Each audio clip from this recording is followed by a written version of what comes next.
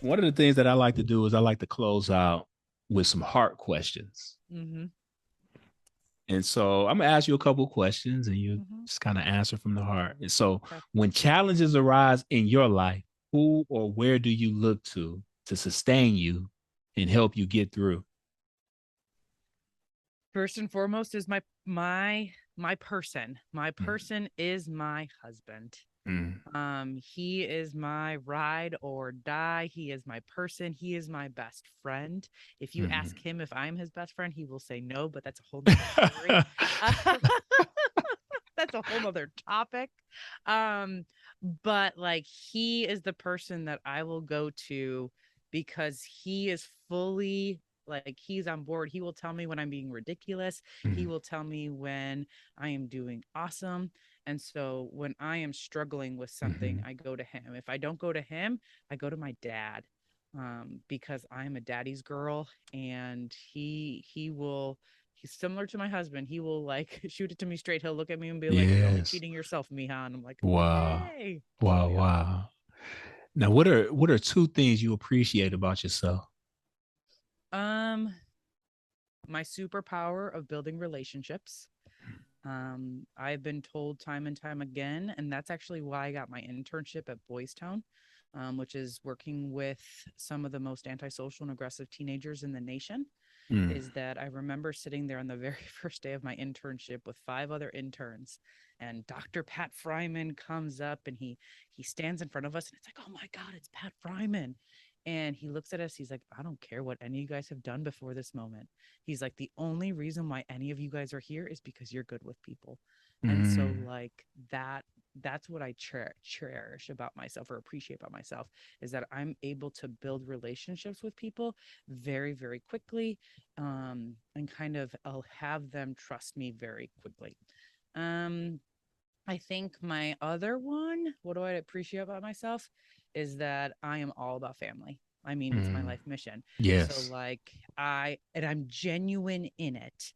Like I'm not like one of the like I love my kids. Like Yeah. and yesterday, if you saw the post, I I saw discovered it. milk, poop, and syrup. And then today we're like cracking jokes in the morning. And so Wow. it's like, and and I love my husband, and so I think those are the two things that I appreciate about myself, is that I can build relationships very quickly, Mm, and that I truly am genuine, and that I am family oriented. that's awesome. Now, how important are friendships and community to you? Oh, so important. And I have, so here's one of the and I don't think I've ever talked about this. And so I actually really struggle with friendships.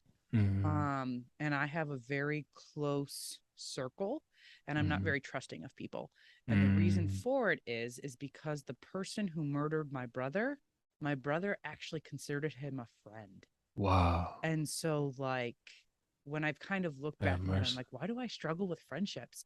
And it's like, oh, because at any given point, like a friend could murder you. I Have mean, and that's mercy. that's irrational. I realize that, but that's what happened to my brother. Is that it Mm, wasn't like a random act of violence. It was like this guy was legitimately my brother's friend, wow. and then he murdered my brother. Mm, Um, and so I really struggle with friendships. I have two best friends. I've had them since college. They were my college roommates, and oh, we that's awesome. still like back in August, we went on like a pod trip. That's what we call ourselves, the three P's in a pod. And so I'm very close to them.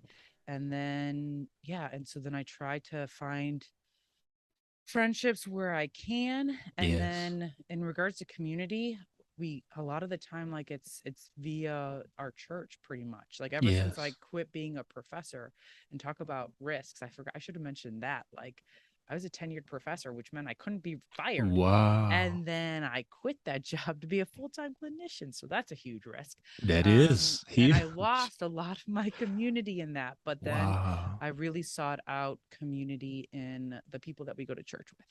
That's awesome. That's Mhm. awesome. Now, what is bringing you joy right now? Bringing me joy. Today was telling jokes with my kids. Just Um, joking. just joking. Like they're just so silly because I mean I have twin 5 year olds and I have a 3 year old. And so it's like the little kid jokes that don't make a lick of sense. And then they ruin the joke, like the knock knock jokes where you're like interrupting cow, who like who? And then you say like you interrupt them and say like moo or boo, yeah, moo, but like they don't get that you're supposed to interrupt the person. Yeah, yeah, And so yeah, then they just say moo at the end, and then you're yeah. like, you don't get it. But those are some sweet moments. Those are. Wow. And like, cause we did it this morning, like we were, cracking jokes before we got ready.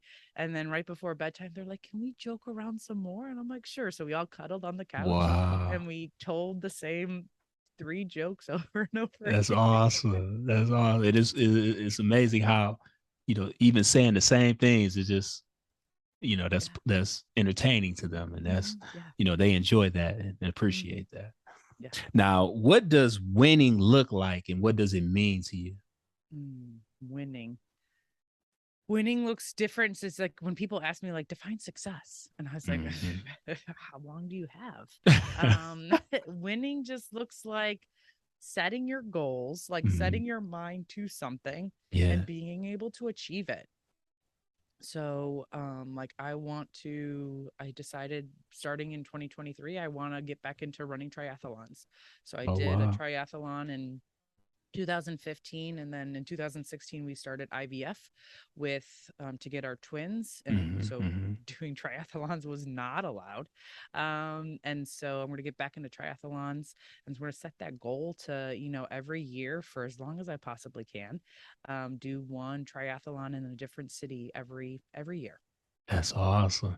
I always want to do a triathlon. I have to work on my You should swimming though. totally do it. I got to work on my swimming though. Like You know what we could do? what's We could that? decide on where we want to do a triathlon, and then we could do it together. We You would could, totally, you would totally like smoke me but in the racing. I would probably smoke you in the swimming, that and then we swimming just have to intimidates like, me. and then we'd have to figure out like who's better on the bike. Well, yeah, right, right. Yeah, Right. yeah. That'd be fun. That'd be That would be awesome. fun. Maybe that could be a goal. Hmm. But I do have to work on my swimming though. I know how to Okay. swim, but it's like the hood swimming. You know what I mean? Like I can't. I Oh, never I did learned. not even want to. That is a that is that is a very like sketchy subject, because on internship that was like the pivotal moment, because Pat Fryman, who I was just talking about, was like, Mhm. why aren't there, and he did like pose a question, and he posed the question of like, why aren't there any well-known black swimmers? And people started like answering, and some of their responses were not very okay. Right.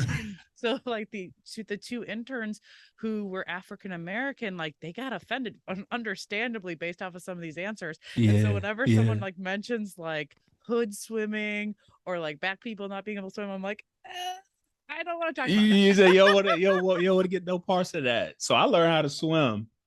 I mean, essentially getting pushed in the pool, like Yeah. by relatives. It's like, hey, you sink or swim, and Yeah, that's how I and learned how to so swim. I think that's it's what a I'm minority saying. way to swim. Like that, if you're a minority, like that's how you learn how to swim. Yeah, Your it's like father probably threw you in the pool trial by then like, and said, hey, so I know how to swim, but I got to work on it though. "Okay, we'll find Well, you. Nashville's a big place. We could totally find you a swimmer. Hey, listeners, if you could teach Isaiah how to swim for a triathlon, you give him a call." hey, I welcome that. I welcome that. I appreciate it. Well, Dr. Mata, I appreciate you joining us. I appreciate you just sharing your wisdom, your story. And I know that the listeners will be edified, they'll be challenged, they'll be encouraged and empowered through your story and what you share, your wisdom that you shared. I appreciate that. Well, thank you for having me on. You're welcome. Now, how can the listeners follow you and find you?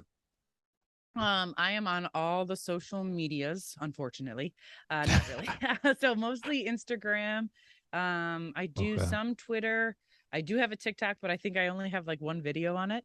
And so it's Dr. So DR and then DRE. So Dr. Dre, and then Mm-hmm, Mata, mm-hmm. MATA. So Dr. Dre Mata is my handle.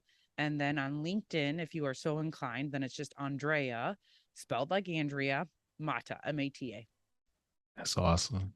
Again, thank you so much for joining us. Thank you for having me.